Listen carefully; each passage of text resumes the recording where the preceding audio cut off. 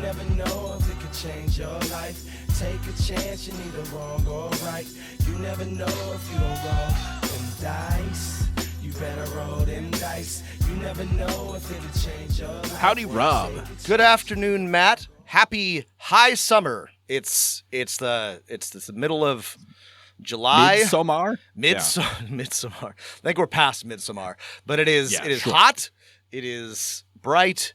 It is muggy. It is a high time. And as we continue hot DM summer, we have a little sampling platter, a little tray of DM treats for you. Little collection of treats for our treat boys and girls. Yeah. So we thought, okay, we've read a million bazillion published adventures. Why don't we, see if we can glean any diamonds in the rough, any of our favorites from publications past. And so I have in front of me a stack of Dungeon magazines, and you've got a stack of a different. I have a stack of Dragon magazines, which we have delved into a bunch. You all know that Matt and I love to go back to the archives in all sorts of ways, and I find every single one of these magazines to be a rich text, as people say. Yes. It's fascinating stuff. And some of it is fascinating in a shocking way, and some of it is fascinating in a genuinely interesting way. And we both pulled some adventures that I think you can learn from. They're dated. So we have a whole six pack of adventures, 3 from each of us. That's right. From our respective magazines that we thought were interesting, good enough in some way to share with you, that we should suggest you should check these out, adapt them, steal from them, maybe even run them as they are. Yeah, I think all of the ones that I've picked, and I'm certain the ones that Matt have picked, there's something to be borrowed. Each of these, I think, could be either spliced into a campaign or form sort of like the kernel of one. And I think it's really interesting to take a look at what the design motivations and priorities were when people were writing little modules in the mid 1980s, which is where most of mine come from. I think this is just really fascinating stuff, and I hope you do too. And I think there's a lot to be gleaned, a lot to be learned. And while Dungeon and Dragon magazines can no longer be purchased for the most part, except from used book sailors, if you're a fan of Anarchy, they can be found online at the An Archive. You should check it out. There's nowhere else to get these, so you don't have to feel bad. So check out, we'll put a link in the show notes. Before we jump in to our 3x3 6-pack of beautiful summer adventures, I want to remind you all that if you like listening to us talk and you want more of this, we have a Patreon at patreon.com/Dungeon Master of None. We have over a full day of additional podcast content. We have modules of our own. We have little treats, bonus content, cool stuff. Check it out. It's cool. You should check it out. Yeah. And even if you don't want to join, thanks for listening. You can always just leave us a rating and review.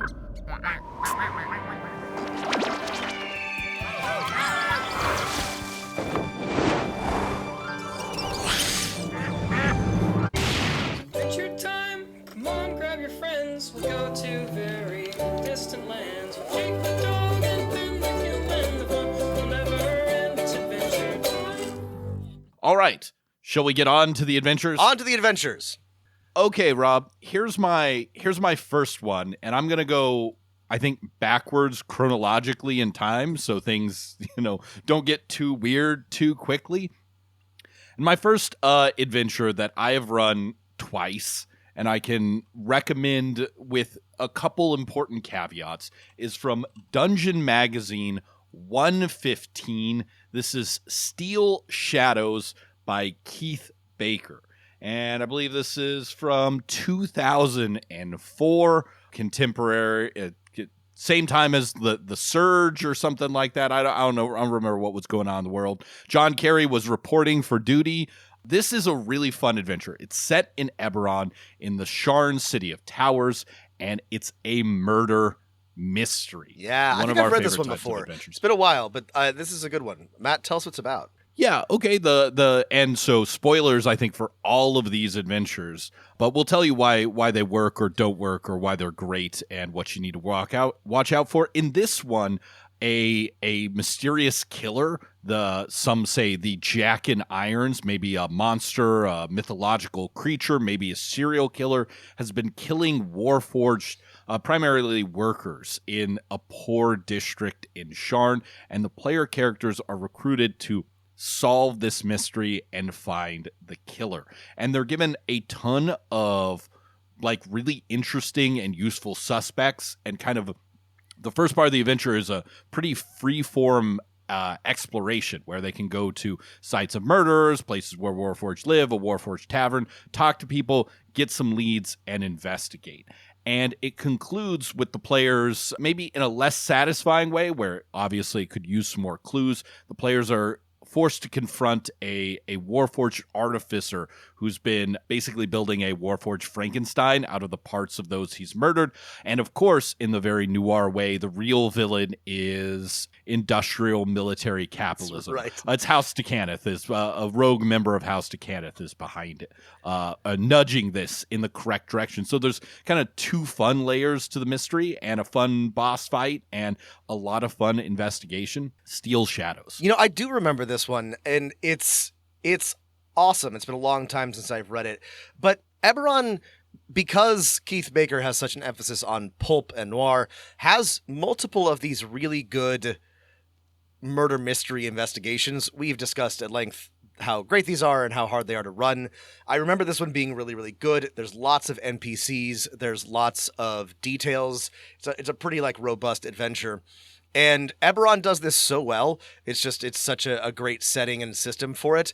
I love this kind of thing. I think that this is a terrific adventure, and definitely something that would be, obviously, if you're running an Eberron campaign, something that's worth doing. But it's a classic of the genre. Yeah, this is a good pick, Matt. I remember reading this when it came out. You can really adapt this one to any sort of city setting. If you're not using Warforged, this could obviously be made a little more gory by someone building maybe an actual Frankenstein. I will say, so the strengths of this adventure is that there are a ton of potential suspects and maybe other interesting NPCs that you can talk to, and like it has like great stats. So if you're doing any murder mystery, you can kind of just steal some of these NPCs for this.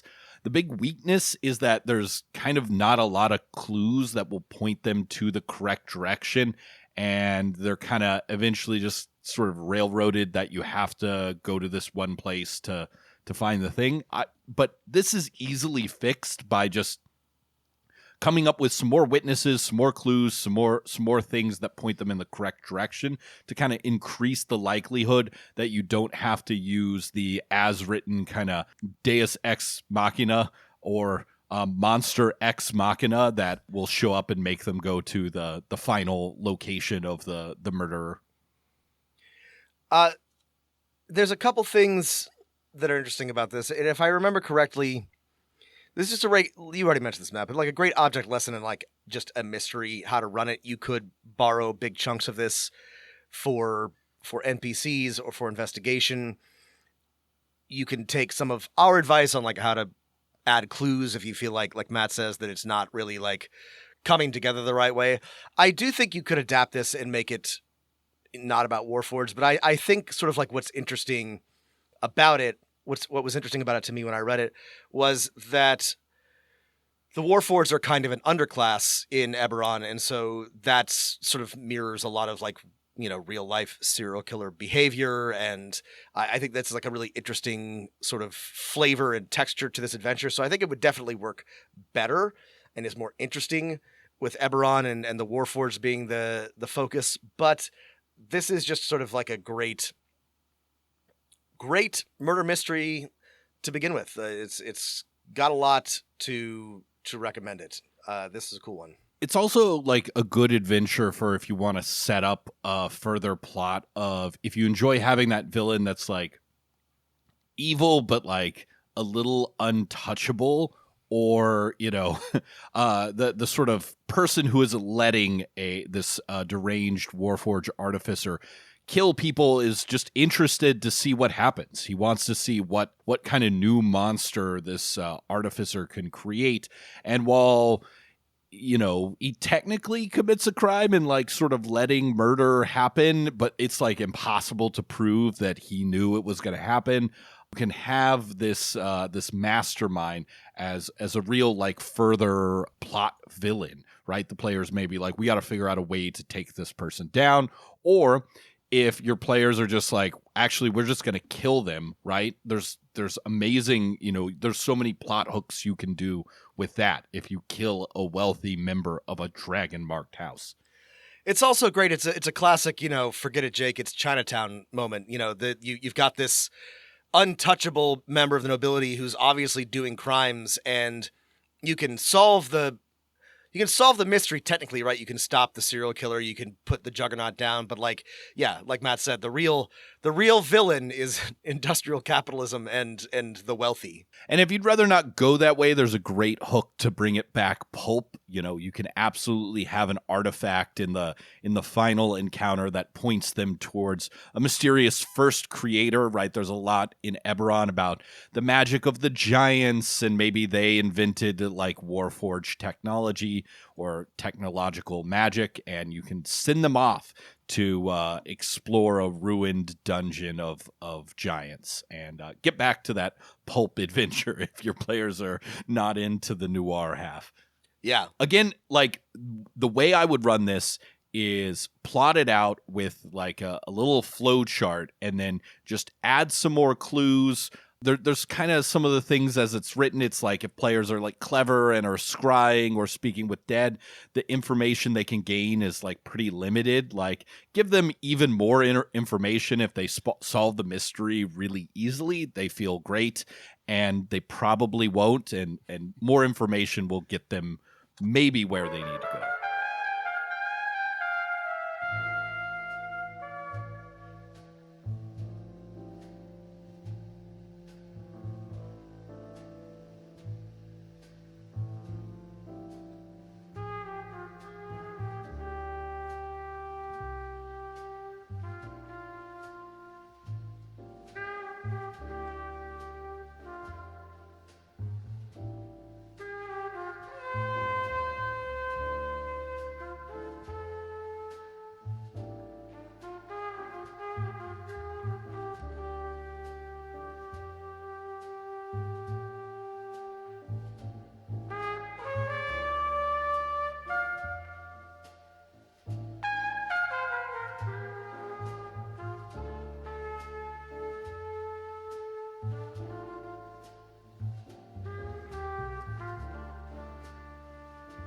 Okay, cool. That's Steel Shadows.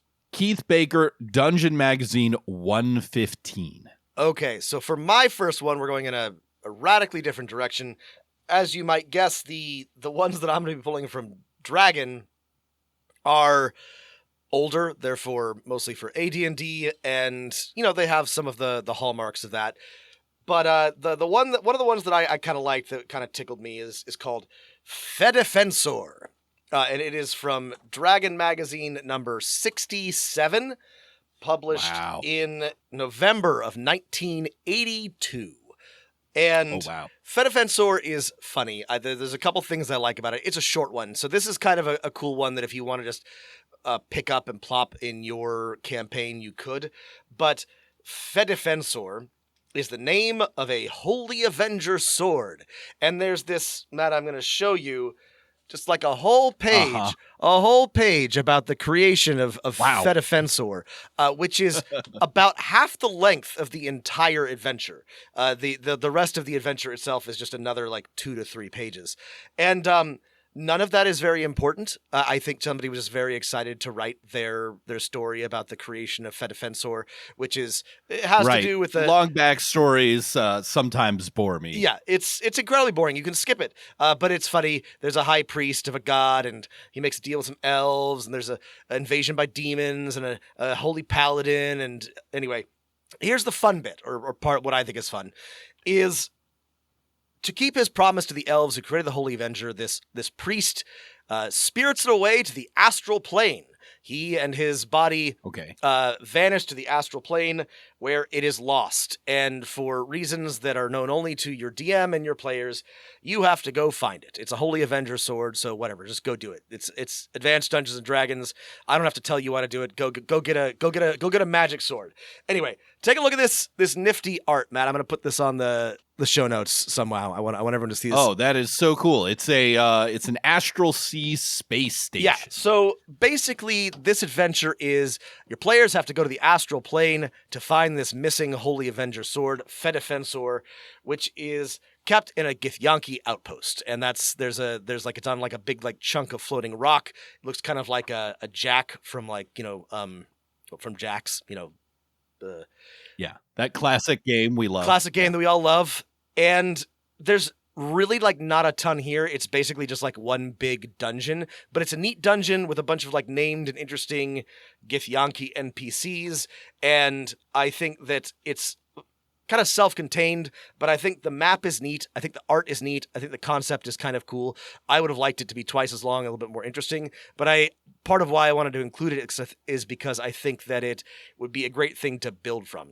It's got a neat little piece of art. Right. You can take the Holy Avenger sword, replace it with anything. whatever MacGuffin you want in your campaign, or just a magic item that your players want. Right. It is okay to, at a high level campaign, to be like, here's a powerful magic sword. Why don't you want to go? Do you want to go get it? Yeah. So I like it's a relatively simple layout of the map, but I like it. I think it's a pretty well designed dungeon, pretty tough for players of the appropriate level. And yeah, I found myself reading this and being like, yeah, I could work with this. I think this is cool. So if you for example, enjoyed a little Baldur's Gate 3, if you're interested in an astral plane adventure, if you just want to throw in a random jaunt to an outpost in the astral plane, I think this one is neat. I think you could easily adapt it to any sort of other adventure, throw anything you want where the Holy Avenger is, and make something from it. I think it's kind of cool. Yeah, you can absolutely, if this is a great dungeon layout that if you want to reduce the number of enemies, like make it into like a clean one-shot, one-session jaunt to the astral plane. However, if you want to put lots of monsters here and maybe some clues to other schemes of the Githyanki, right, it could absolutely be the launching point for a little bit longer arc in a campaign. Yeah. It's real short. You check it out. Dragon number 67, Fedifensor. Good thing to sort of, stand alone or build from for an astral plane adventure. I thought, if nothing else, that it had a cool piece of art, cool concept, cool map.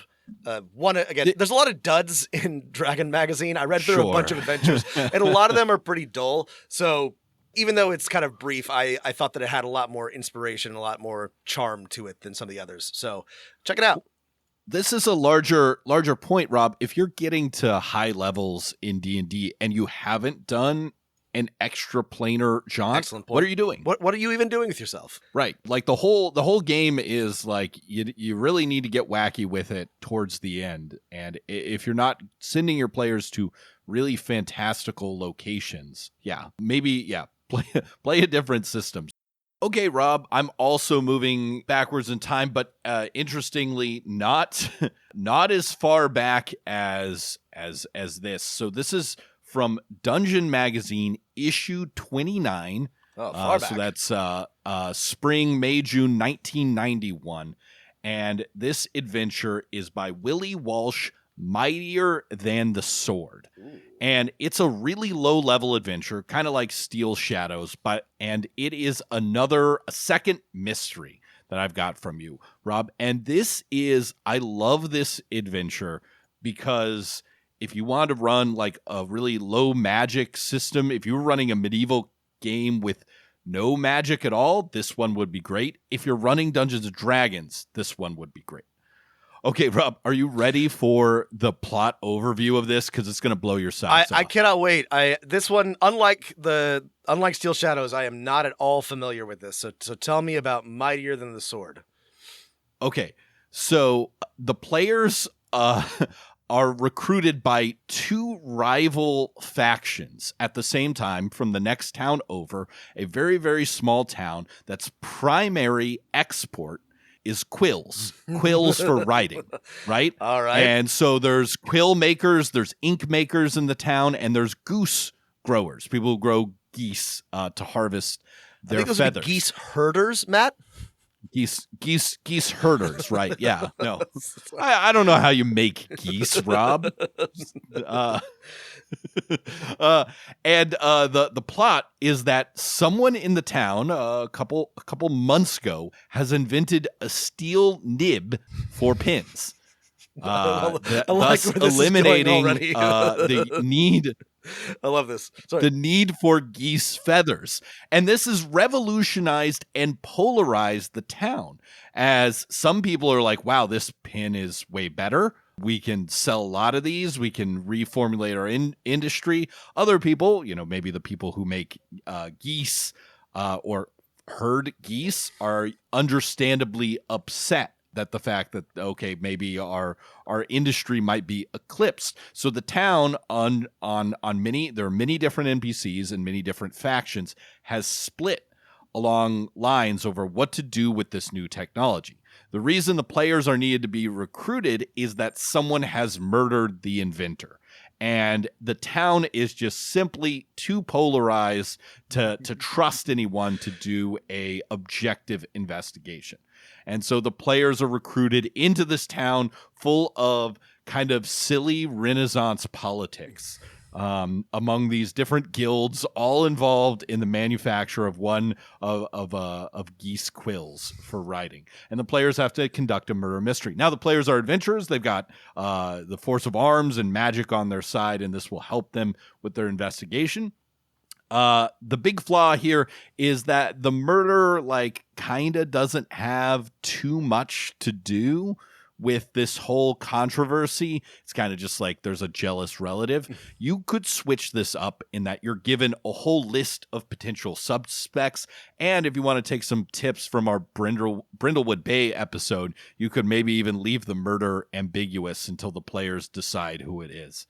This is terrific. I love some petty Renaissance politics, guild disagreements. This is amazing.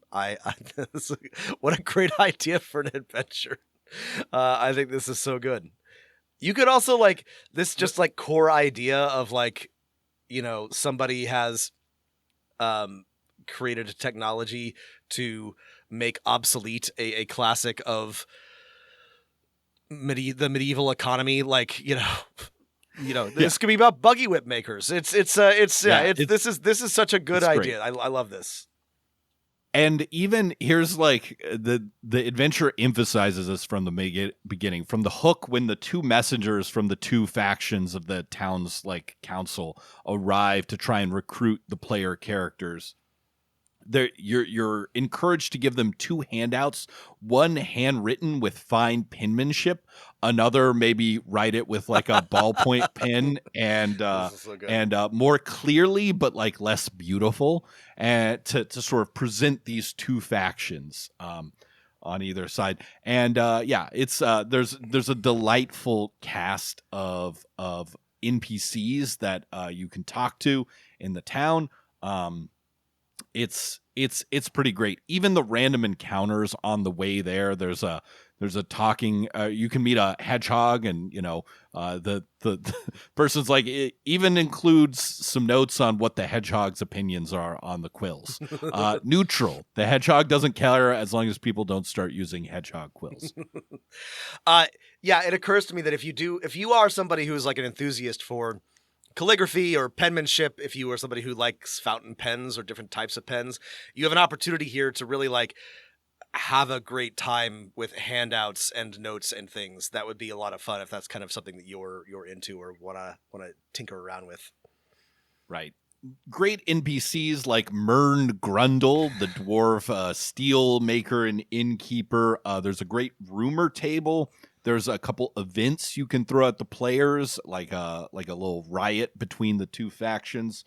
It is, if you're reading it, it suffers from that sort of AD&D like layout style and kind of adventure formatting. There's like real no flow chart, but if you read through the adventure in detail and kind of make your own, add some clues about the murderer, maybe add some potential. The murderer could use a little bit of motives that might connect him to some of the other factions in town. I think if you add that, you have like a real top 10 mystery on your hands. Yeah, I'm looking at it, and it's just a lot of block of texts, but otherwise, I love the idea. Yeah. One of the fun things that I really like about this adventure is that kind of goes against our advice on the last one with the astral planes, but like for low level play, like there's no magic involved here as far as I remember. Like the murderer didn't use a magic weapon or a potion or a scroll of pass wall to commit the murder.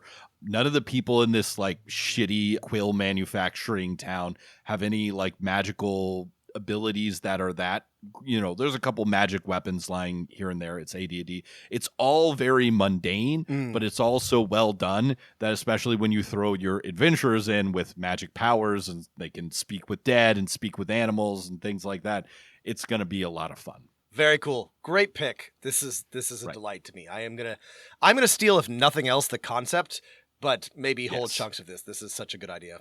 Dungeon Magazine, issue 29, Willie Walsh, Mightier Than the Sword. You gotta live by the pen, 'cause it's mightier than the sword. You gotta live by the pen, mightier than the sword. Every man is me, every man is you. Can't tell you what you gotta do. You gotta live by the pen, it's mightier than the sword.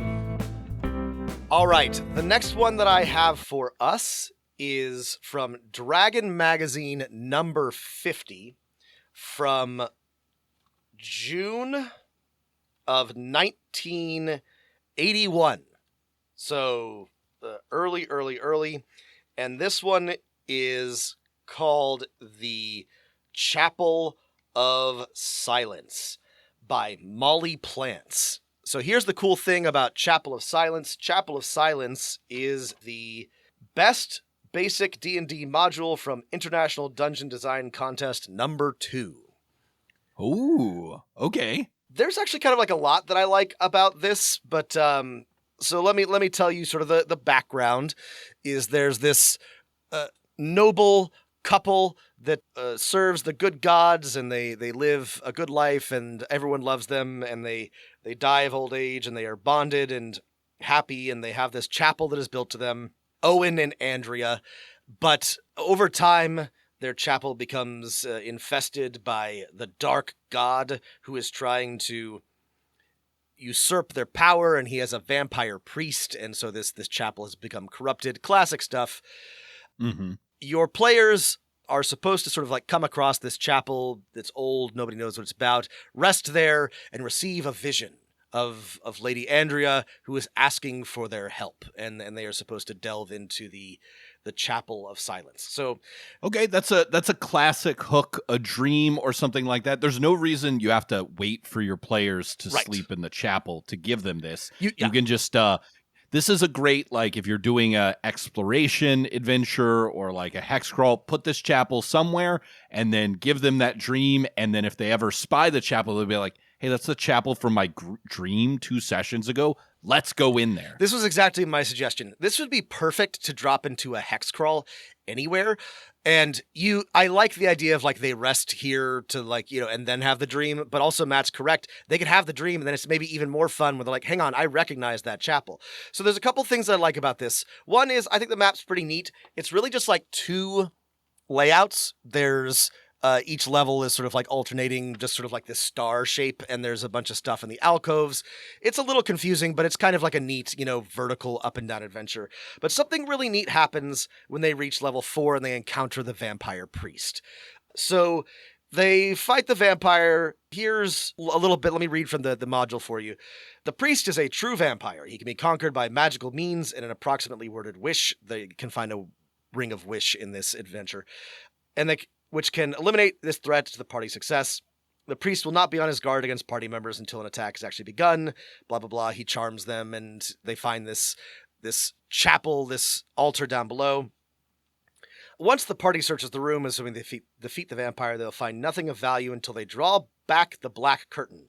They will then be confronted by a representation of the dark god, which is so lifelike and so horrible that they will be struck dumb by terror. No character will be able to speak or communicate by vocal sound in any way whatsoever for the rest of the adventure. Just as the characters are struck dumb, so should the players be. And this is the really neat thing about the adventure. For the rest of the adventure, the Dungeon Master should allow no vocal communication between players. In many instances, this will make it necessary for the DM to give descriptions or instructions to players in secret. At other times, a caller for the DM may be asked to give information vocally to the DM out of earshot of other players, so the DM will know precisely what the players are intending to do, etc., etc., etc. No characters or players should be allowed to communicate with each other except by gestures or pictures.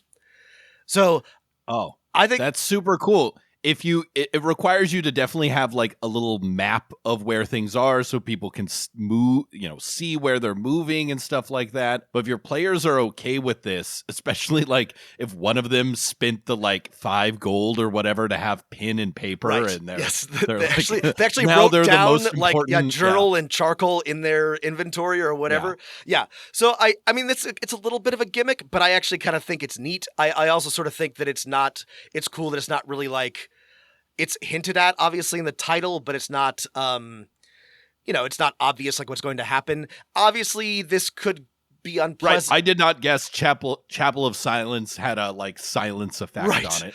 This could be unpleasant for some of your players in certain circumstances, but if they're up for it, I think this could be really fun. They're already halfway through the adventure, so it's probably going to be an hour where they're not allowed to talk to each other. I think it'd be a fun, cool challenge. You go down to the bottom, you find a bunch of skeletons that are guarding the tomb of Andrea and Owen. There's this cool little thing where there's these paintings of the good gods throughout the chapel, and if light hits their eyes, they come to life. Some of them are bad, some of them are good, but there's some down at the bottom. If the players are paying attention, they can summon these good gods to fight alongside them.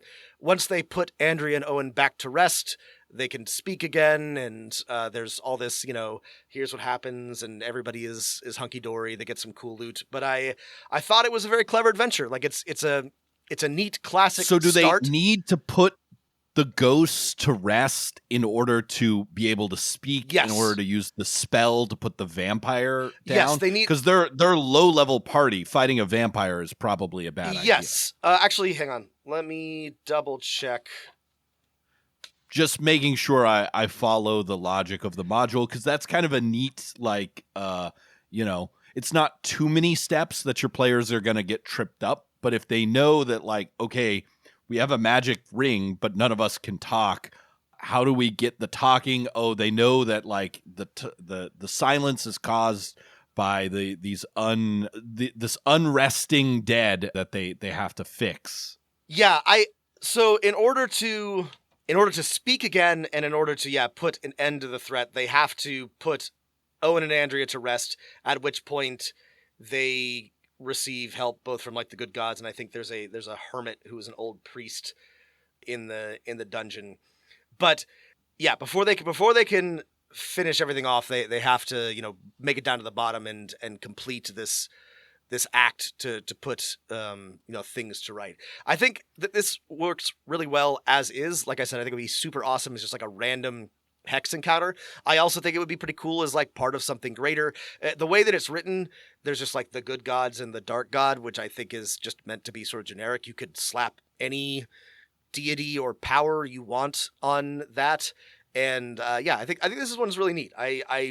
Is Shar the dark god? Shar is not the dark god. Shar's the name of the priest. Shar is the name of the hermit. I don't... Yeah. Okay, all right. This might be before... No, this is not before Forgotten Realms, but almost. Okay. I think... It's so funny going back to these old Dungeons and Dragon where there's all these letters where it's this Forgotten Realms that was, published just last year. Man, it's sure really interesting. I'd love to see more of that. I know. But yeah, those nerds saw the future. There's more Forgotten Realms than you could ever want now. Yeah, but I don't know what happened to Molly Plants from Morgantown, West Virginia, but this was a good one. Great adventure. I thought this was a lot of fun. It's a great idea. If you were running the gimmick part with your players, like, what's your first, I guess, instinct for how to, get consent and make sure everyone's like, actually, this is a fun gimmick, as opposed to, I'm not sure I want to do this? That's a good question. I mean, I can think of two ways of doing this. I can think of one, Okay. like when you start the adventure, you can say, hey, about halfway through, I'm going to try something a little bit different. I just want to like prepare you that like it's going to be a little bit weird, but I think we'll all have fun. So just keep your eyes out, keep your heads up and try to roll with it. And then when you get to the actual thing, explain the ground rules and be like, is everyone okay with this? It's fine. And then be like, hey, also we'll take a break whenever anyone wants, if they like need to like go talk about other things just to relax from. Yeah, that was going to be my second suggestion. You can also just spring it on them and be like, hey, so here's the deal. You're not supposed to talk. Are we all cool with that? Do you want to take a quick break to sort of like talk this through, and then we will, cut off communication? Or if they're not cool with that, be like, that's fine. We'll just, we'll model this some other way. Right. Yeah. You could easily, I like the idea of the players themselves not talking and like communicating to you and each other gestures. If like people are not cool with that, you can just go with, okay, well, there's still a magical effect of silence here. Y'all can talk and describe your character's actions, but you shouldn't be talking in your character's voice. You should only convey information that your character could convey with gestures. You can describe those gestures, but yeah. I think obviously the gimmick is fun. That's why I picked it. Not everybody. I agree. Not everyone will. I think it would still be fun if it was just like your characters can't talk, so you need to describe like what they're doing, and yeah, you can't speak in your character's voice. Either way, I think this is kind of like a neat little adventure. A lot of fun to drop. Again, I'm just like, this just feels like perfectly made for a hex crawl. I would put this in Kingmaker in a heartbeat. You could throw it in anywhere. Oh yeah, sure. Yeah, I thought there was a lot here, a lot that you could adapt to make it part of a bigger plot. I was not expecting to find anything that I was genuinely impressed by, but this was real clever. I thought it was a cool idea. I mean, as is the case with all of these old modules, this one would be an absolute great one to run using Errant or Shadow Dark or Labyrinth Lord or something like that. Custom made for OSR. But yeah, you could do it in any D&D. It is from. I mean, sorry. The old school. Sorry. Just OS. And OS. But yeah, this is very easy to do in Shadow Dark or Dungeon Lord or anything. Yeah. I like this one, and I'm going to read through it just to, even having a single room, like a big room or like one wing of a dungeon with this, if you don't want to commit to the whole thing, is like a great idea. Just like one room where there's a monster and a puzzle and some things to investigate and a trap where no one can talk because there's magical silence is like that's a fun thing to do. Actually, and then to try out. That's a great point. This would also work really well as part of a mega dungeon. Like this is just like one subsection of a mega dungeon would be just like a great bit. And the people bowing to the neon god they made. And the sign flashed out his warning, and the words that it was forming. And the sign said the words of the prophets are written on the subway walls and tenement halls, and whispered in the sound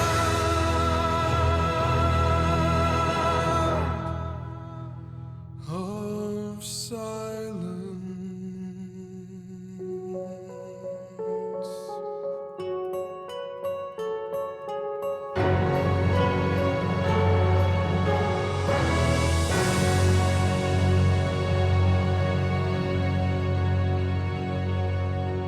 All right. Well, we've got 2 of yours. We've got 2 of mine. On to our final adventures. Okay, let's crack open the last 2. So going back in time, this one is from Dungeon Magazine number 18, which is still forwards in time from Rob's. So Dungeon Magazine number 18. This is July 1989. Came out a month or 2 after a very popular film. I'm sure you'll be able to guess which one. I think Rob has played this, and he did not like it. Maybe. I don't remember exactly. This is Paul Hancock's Chadranther's Bane, which is a title that does not give you a lot of information, but it's by Paul Hancock. It's beautifully illustrated by Janelle Jacques. Rest in peace, rest in power. And it is essentially Honey, I Shrunk the Kids. I did hate this one. For a dungeon. Rob hated it, but I loved it. I've run it twice. I was not in the right headspace for this adventure, and I would enjoy it more. Yeah, it's the borrowers. It's the borrowers. It's Honey, I Shrunk the Kids. That's right. Yeah, this one. No, this is also a hex scroll one. There's a way station with a overgrown garden and a little house and stables that if the players enter after 3 turns, or I guess 30 minutes, they will shrink down to just a couple inches in size. The garden and house are filled with all kinds of factions, from natural creatures like ants that are and rats and a cat that are a challenge to players, to other humanoids that have also been magically shrunk. The players have to navigate these factions and the wilderness of the garden to destroy the artifact that caused everyone to shrink and therefore escape. That's the thing.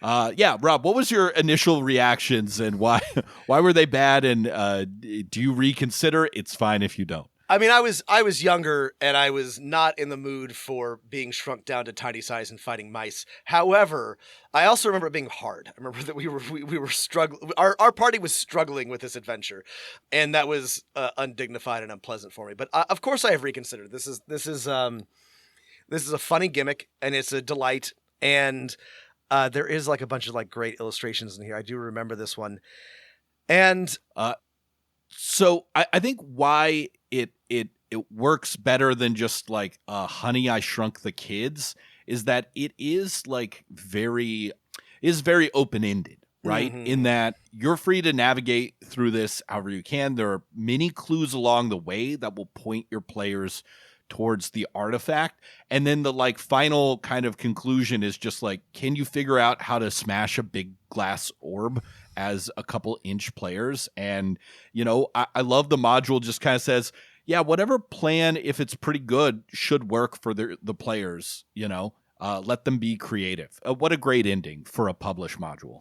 I mean, Matt, part of the problem with this was that, it was the same thing every time you tried to run us through any classic Gygaxian adventure, was that our group was just not very good at that. We were just not outside the box thinkers. We were not problem solvers. We were there just to... Well, maybe I wasn't as good in practice as a DM because I ran it maybe 7 or 8 years later, and I think everyone had a pretty great time.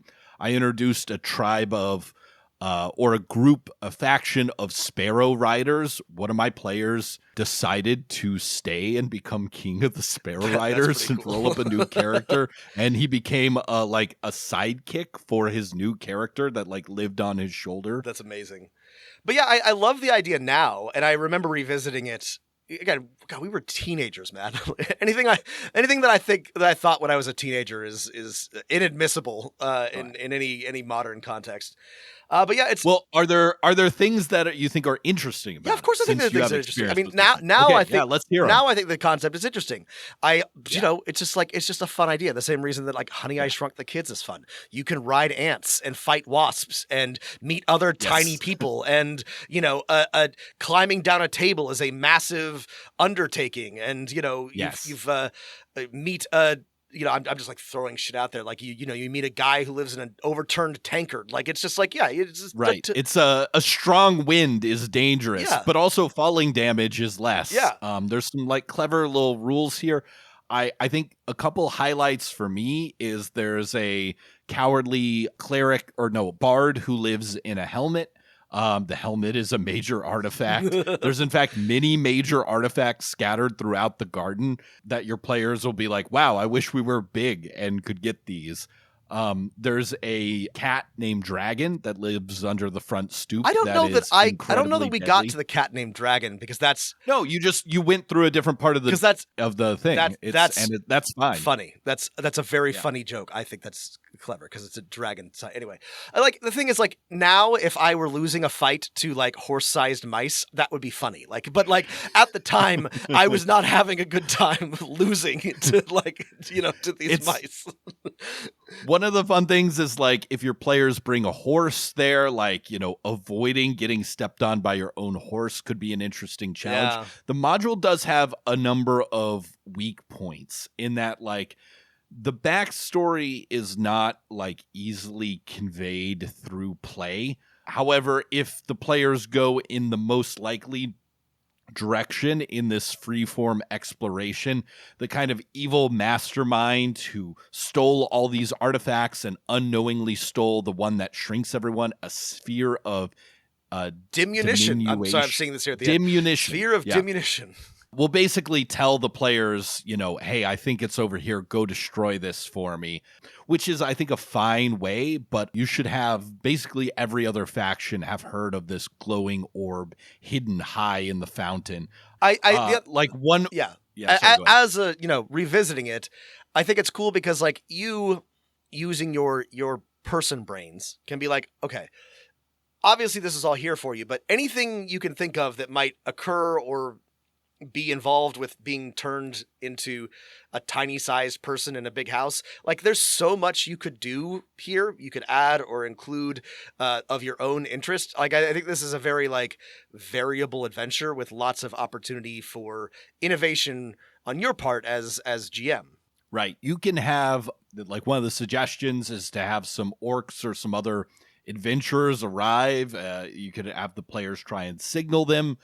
They could also, of course, will again be turned small and then no longer be able to help you. There's a lot of fodder for creative thinking. I think the second time I ran it, some of the players were like, let's live here forever.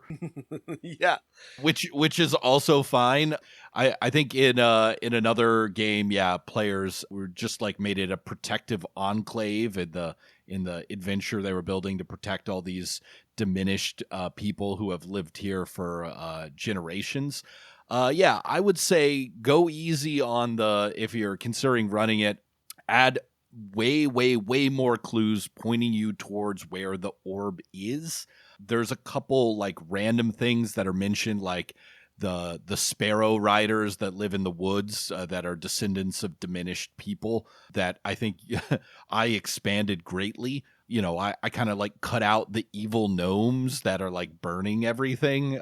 Just didn't make a lot of sense or didn't seem like a fun opportunity. But make more of the incredibly deadly encounters, like a weasel, giant fish, birds, hawks, cats, but make them where obviously you don't have to fight these things to the death, that these things are easily distracted or deterred because they're just animals. I mean, this is silly, but, like, I would throw in a faction of awakened mice. Like, give yourself, like, a little, like, Redwall team. Like, have fun with it.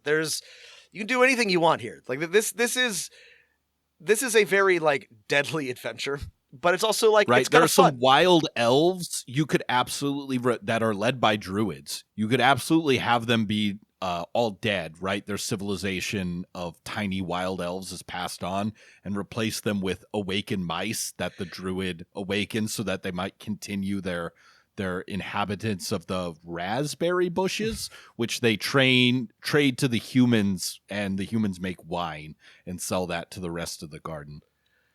Yeah, no, just because I didn't like this when I was younger does not mean there's anything wrong with it. It is a bit cheeky. It is very, like, it is a very difficult adventure, which, can be undignified if you're like, well, I'm tiny and I'm getting destroyed by ants, but it's fun. It's a fun wilderness exploration. There's a lot of fun NPCs. It absolutely could use, like, a little faction chart that you should make as you read through it. It's like, okay, the halflings trade with the humans trade with the elves. The elves are at a war with the ants, this kind of thing. The goblins hate everyone. Kind of needs to be laid out, including like what people want, but that can be done through reading the module. Good pick. I forgot that this one was from Dungeon. I would definitely recommend that you all check this out. This one's a fun one.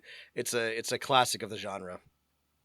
Yeah, this is Chadranther's Bane. Terrible title from Dungeon, number 18 by Paul Hancock and illustrated by Janelle Jacques. All right. My final adventure is from Dragon Magazine number 100 from August of 1985. And it is called The City Beyond the Gate by Robert Schrock. My guess for your last one was I was going to say it was going to be The Dancing Hut. Oh, but, well, this is related to The Dancing Hut. So, okay, yeah. All right. Matt has already figured out what's going on. Maybe you all will enjoy my slow roll towards the reveal. But yeah, so here's how this adventure is presented. Is your players are looking for the Mace of St. Cuthbert. And again, just like Fedifensor, it's not important why.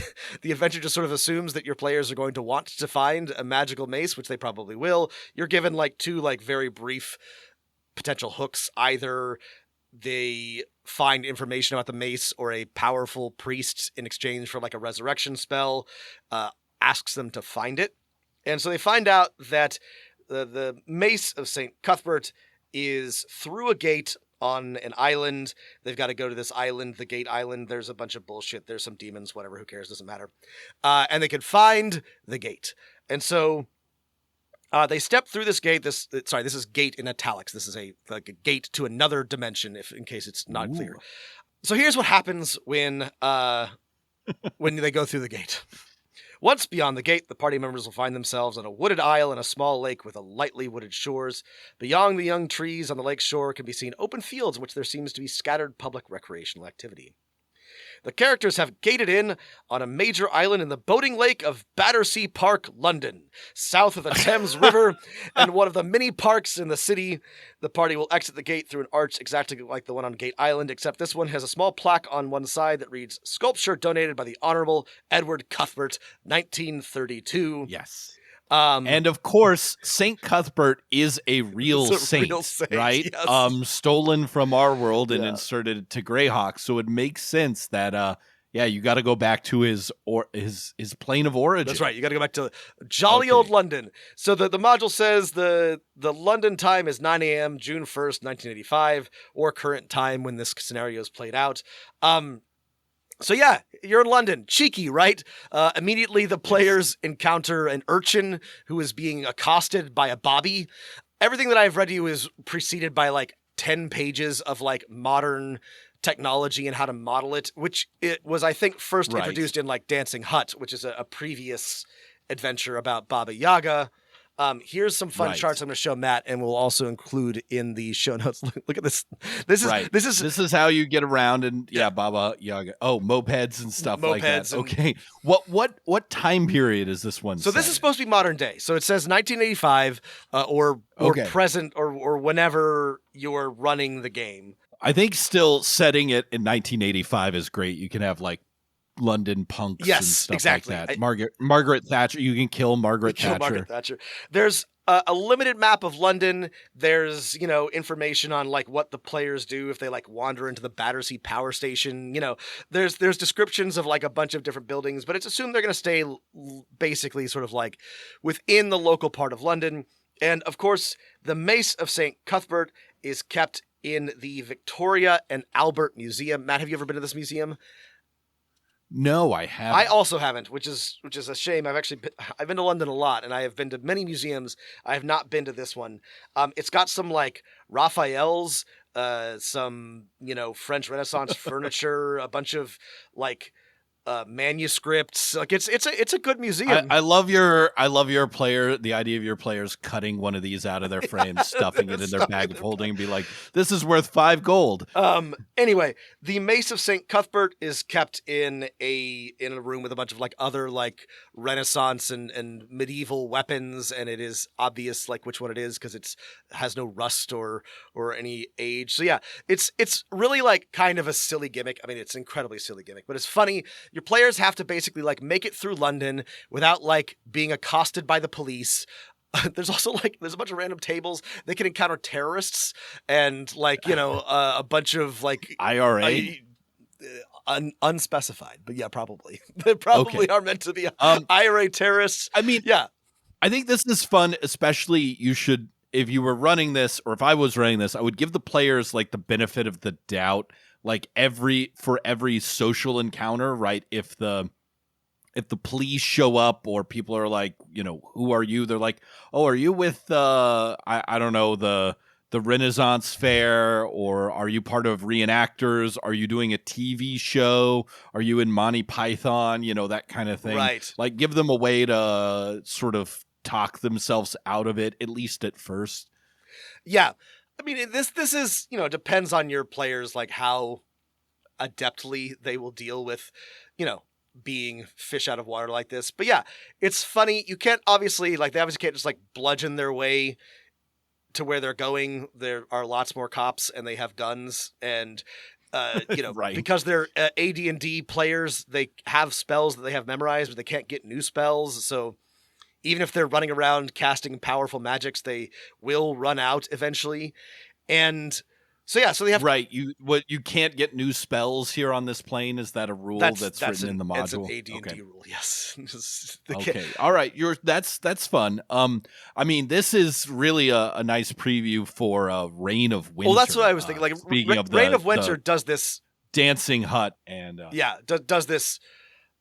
I don't want to say better, but like more thoroughly. They make a whole, rather than just like sort of like a one-off gimmick, it's a whole section of the campaign. But yeah, it's clever. I think that, it requires your players to do a little bit of, outside the box thinking.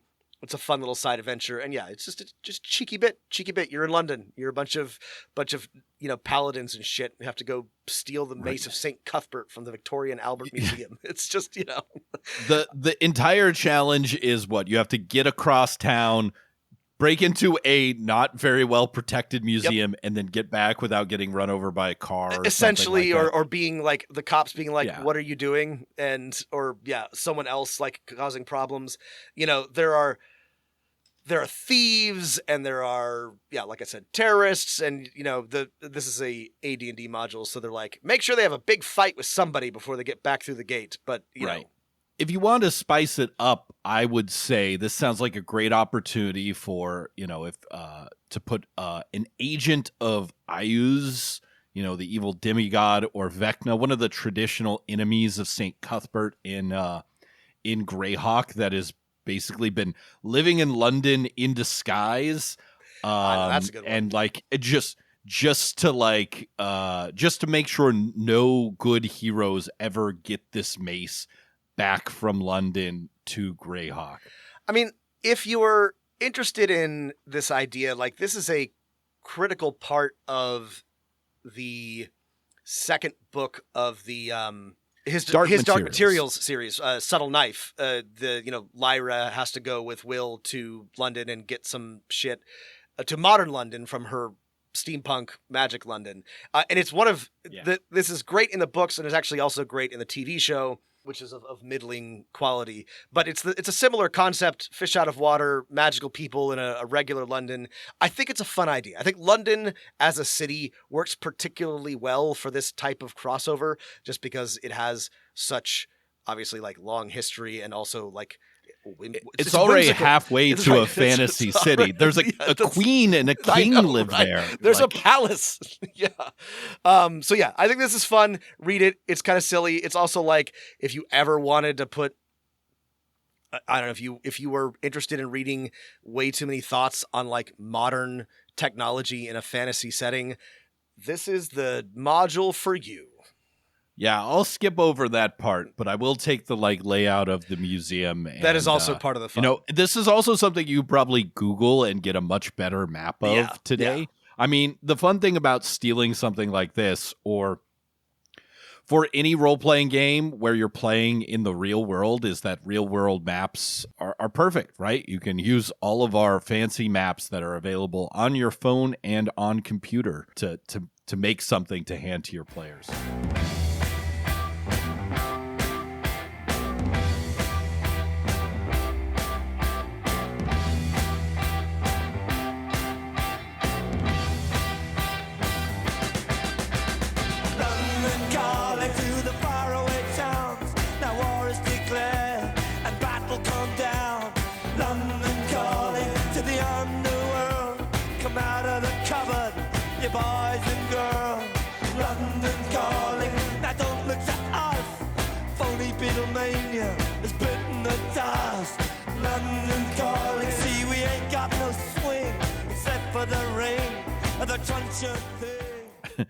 I also see this is the issue with the rules for Dragon Chess, which is one of the worst chess variants ever invented. Thank you for going with me on this tour through our old magazines. Listen, I think one of the things is most of the adventures and things published in Dungeons and Dragons magazine are not winners. Most of them are bad. The best adventures tend to get their own book and stuff like that. However, man, there are some real gems here, and I'm glad we found some that without having to go to some of the ones that have already been republished in real books, like personal favorite of mine, The Styes. Chadranther's Bane, Steel Shadows, and Mightier Than the Sword. Check them out for me. Check out Rob's too. Fedifensor, Chapel of Silence, City Beyond the Gate. We'll include lots of links in the show notes, so check those out. If you liked this... Steal from them, have fun. Have fun. Yeah. If you like this, email us at dmofnone@gmail.com. You can add us on Twitter at dmofnone. You can also, in the show notes, click a link and join our Discord. Discuss the episodes, GM advice, much more with us. Thanks for listening, everybody, and keep rolling them dice.